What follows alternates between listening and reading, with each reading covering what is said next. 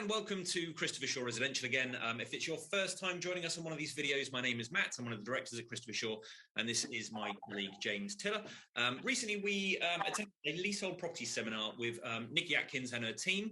Niki is a leasehold property associate for Frettens Solicitors, which is again a local company like us. And we thought it'd be useful to bring some of the information to you, whether you're a property investor, a landlord, or potentially looking to purchase your first property. This could be very useful. So I'd like to firstly welcome Niki today. Thank you for jumping on with us. Yeah, nice to be here. Thank you very much for inviting me. I appreciate it. You're very welcome. I apologise this isn't as glamorous as the AFC Bournemouth Executive Lounge, but we make do with the budget we have. So, again, thank you for joining us. It was actually a really interesting seminar that we attended. Obviously, you had a couple of other colleagues covering a couple of extended topics on leases and lease renewals and lease valuations. And we did pick up a lot of good tidbits from that, which we've been able to implement in our kind of, daily dealings with sales. But I do think they'd be really useful for a lot of our landlords we have a lot of flats in our portfolio, so leases are very relevant to them. So let's go right back to basics. Let's assume people don't know anything about leases. What is a lease or a leasehold property, and where is lease information held? Thank you. So probably the most basic thing to mention is that a lease is a contract, and it's the leaseholder as the flat owner and the freeholder who owns the actual building and the land itself. And that contract essentially says how long someone can live in their flat, so the length of the lease, what property is included in the lease, so obviously the flat itself, does it have a garden, does it have a parking space, does it have a garage, and it also includes responsibility, so who is responsible for what. Now the most normal position is that the freeholder is responsible for maintenance of the building itself, so the actual roof, the external load-bearing walls and the foundations, and the leaseholder is responsible for the maintenance of the internal of their flat. It also says what you can and can't do with your flat. So, for example, can you have pets, which is a big issue? Can you alter the flat? Things like that. And unfortunately, there's a lot of things that people don't realise that they can't do with their flat that they probably presume that they can. So the lease is key. It also dictates what service charge contributions the leaseholder has to make, so how much they have to pay towards the maintenance and the insurance of the building, and also what ground rent they have to pay, so the actual rent that's payable. And the reason you have a lease is because obviously you've got a number of people living in a particular building, so there has to be those contracts between the freeholder and each of the flat owners to regulate what goes on in the building essentially and who pays for what. So that's the reason it's there. And as for where it's held, really each leaseholder should have a copy of their own lease with them, because it is so important. They're putting so much money into this property investment that the lease is crucial. But if they haven't got one in hand, it can be obtained from the land registry. There's usually a copy recorded at the land registry. Is there a cost for that? Yes, I think £3 plus VAT. Okay. And I think not expensive. Your direct debit or credit card details. Fairly straightforward. Perfect. And who would tend to be a freeholder? Are they generally companies or individuals or the original developers? What do you tend to see? All of the above and then some. So yes, it is quite often landed freeholders, I guess, up in London, who are property developers, and they've got a huge portfolio of ground rent investment, and they benefit from ground rent payments, lease extension premium, things like that. But it can also be the average Joe. Quite often these one-up, one-down buildings that someone buys a flat in the building and then somehow they manage to buy the freehold at the same time of the building. So it can be anybody. But the majority, I would say, that we come across is, these sort of big companies in London or all over the country, or property developers who are in it, for the investment side of things, rather than just because they've ended up with it by accident.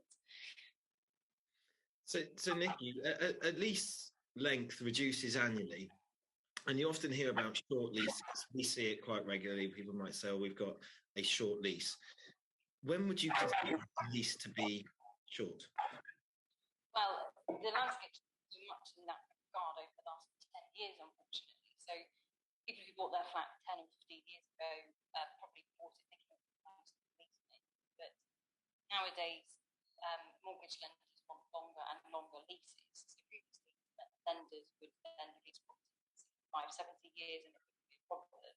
Whereas nowadays, they want probably 85 plus in most cases. So what we considered to be a long lease previously is no longer a long lease. No. And a ridiculous example of that is literally just in the last few days, I had a mortgage lender that wanted a lease 111 years. I don't know where they got 111 from, but it was incredible. So it seems to be changing all the time, and a short lease is getting actually longer and longer all the time.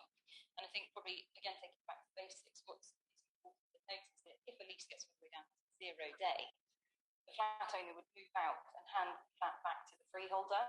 So that's why lenders, get, understandably, in some cases, get more twitchy about leases that are shorter because it's getting close to the day that they'd have to hand the flat back. But yeah, it just seems to be a bit crazy at times at the moment, unfortunately.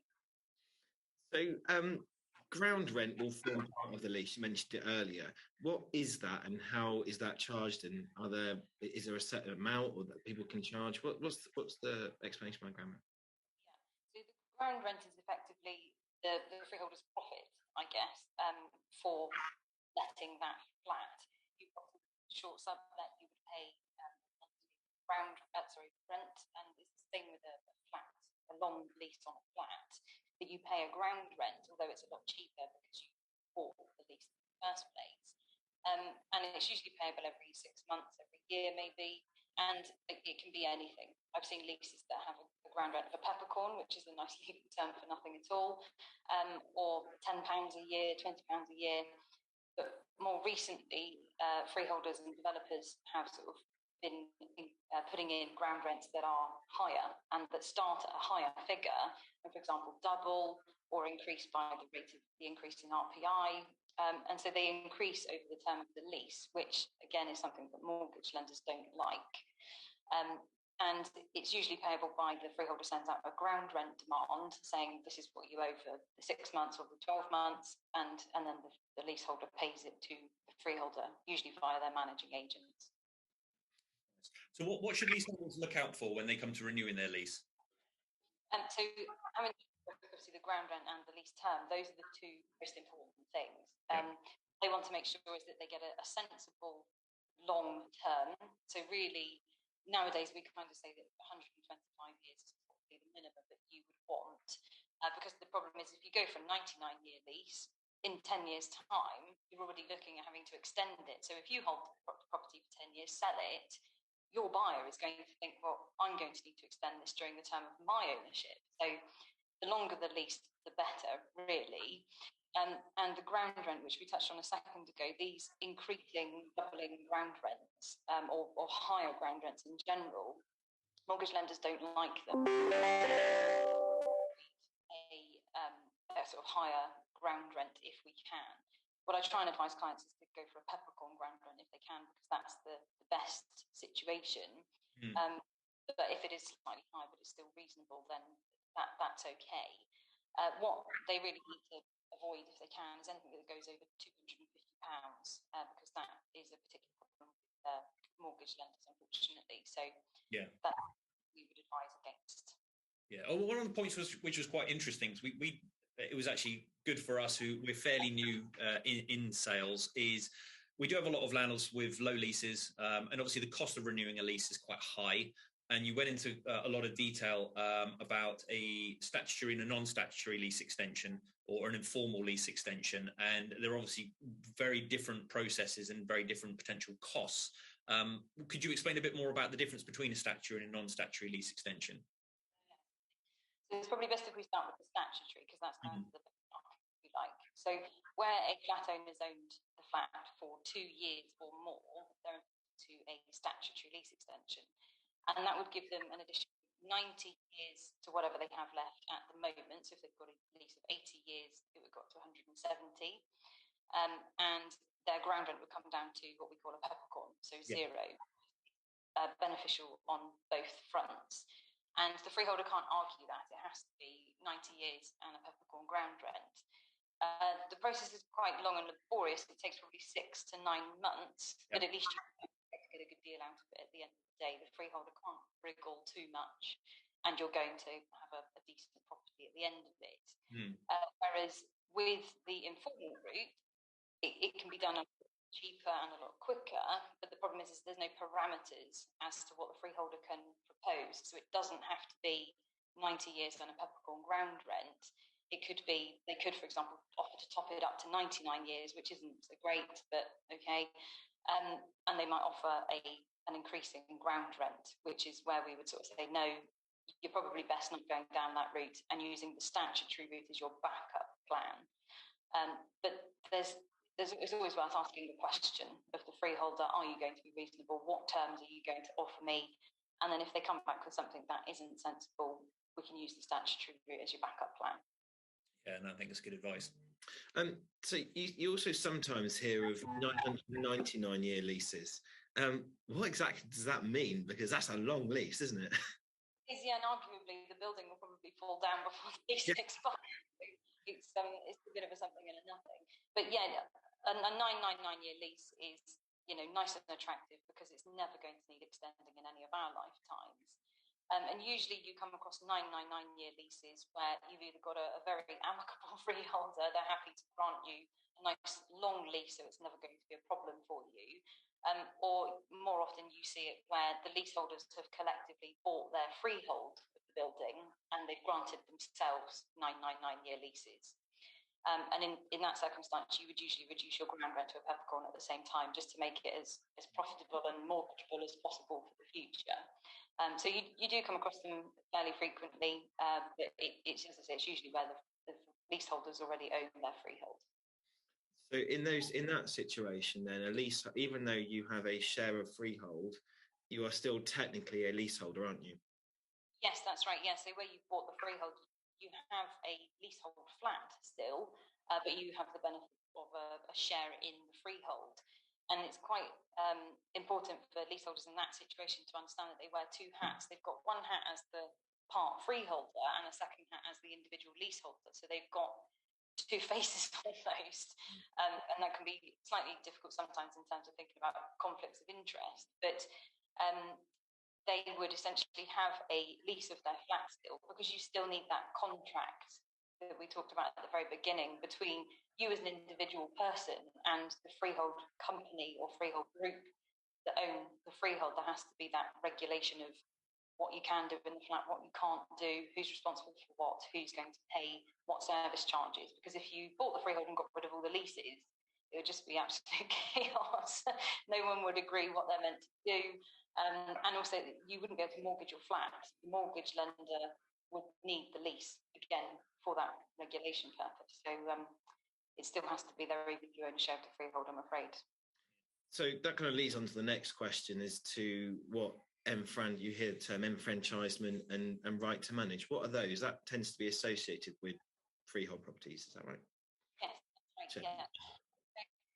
Enfranchisement is probably the jewel in the crown, so to speak, because you would purchase the freehold, and again, you can forcibly, so actually force the freehold, sell the freehold to you, obviously if you pay the appropriate price and their costs. So you would acquire the freehold to largely extend your own leases, so that, to 999 years, so you never have to do that again. But also you would usually take over management of the building, so you would be in control of your own service charge budgets, who does the gardening, who cleans the windows, who does the maintenance, and all that sort of stuff, so that you can better control your budget and your financial outgoings. Whereas right to manage is, it takes over the management functions, but the freehold remains with the freeholder. So there's no price payable, but you have to pay the freeholder's costs. So effectively, you'd step into the freeholder's shoes, again, in choosing which gardener you use, which window cleaner, etc., but you would still need to go to the freeholder if you need a lease extension. So the right to manage is kind of the poor cousin, if you like, of enfranchisement. It kind of does half the job, but not all of it. And for both right to manage and enfranchisement, the criteria is the same. So just to get a bit technical, there would have to be 2 flats in the building. At least 2/3 of those flats in the building have to be let to qualifying tenants, which are effectively long leaseholders, leases of more than 21 years. At least 50% of the flats in the building have to join together to either buy the freehold or acquire the right to manage, and there can be no more than 25% non-residential in the building. So if there's a commercial element to the building, for example, it has to be less than 25%. So as long as the building qualifies in respect of all of that criteria, you can either buy the freehold or take over the right to manage, which is quite helpful for a lot of people if they're not happy with the management in their building and they want to protect their investment in their flat, obviously for the future, for mortgageability and saleability purposes. Well, there's been some really good information there, and I'm sure we've only really scratched the surface of what this topic is. But all we wanted to do really today was give an overview of leaseholds and just give people information about a bit more information and break it down a little bit. But I'm sure if anybody's got any further questions, they'll be able to contact you, and we'll put your details in the bio and everything below it. Right? Yeah, this will be going out obviously probably threefold. It will go on our social channels. It will go, I think, on your mail shots and on ours. So depending on which angle you're looking at this from, if you're one of our landlords and obviously want some more information, then of course we'll pop the links in the appropriate places, maybe on our blog, on our website, or you can contact obviously Niki direct at Frettens.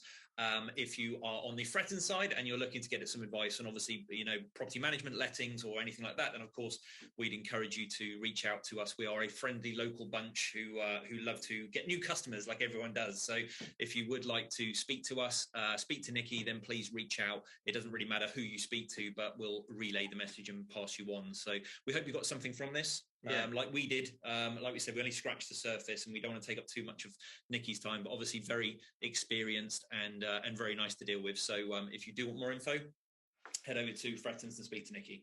Thank you very much for your time, Niki. Really appreciate it. And we'll speak soon. Take care. Thanks, Niki.